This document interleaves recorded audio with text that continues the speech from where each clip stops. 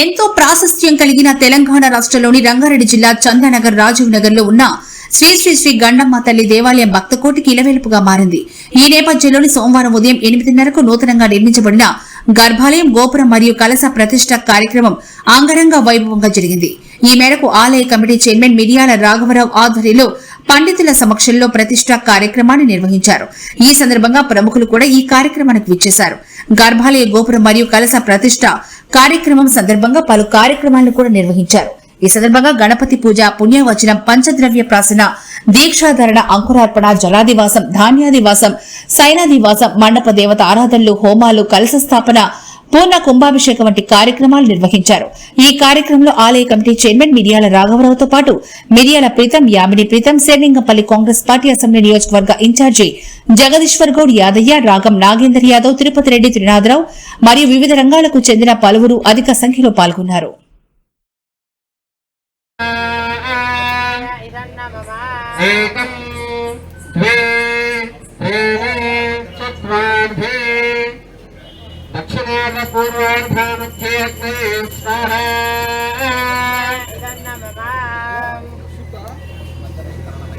మధ్యే ప్రజాపతయే స్వాహా సకలారాధనార్థే సుపూజితమస్తు సుప్రతిష్ఠితమస్తు.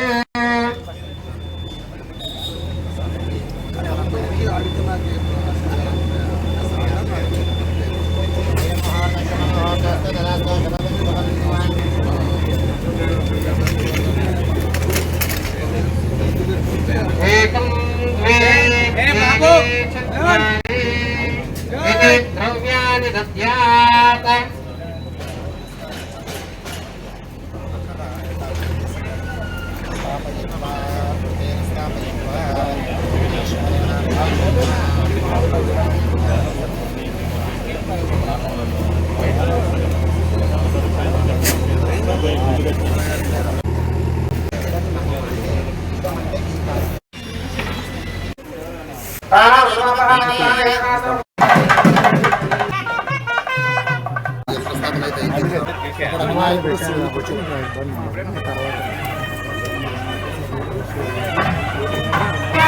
ఓం నమః శివాయ. ఓం నమః శివాయ. ఓం నమః శివాయ. హర హర మహాదేవ.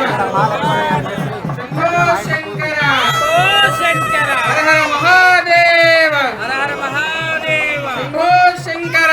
ఓ శంకర. హర హర మహాదేవ. హర హర మహాదేవ. శంభో శంకర. ఓ శంకర. హర హర మహా. పువ్వులు అక్షత జ్ఞాన పుష్పాన్ని సమర్పయాస్తు. దేవేంద్రదేవతాభ్యో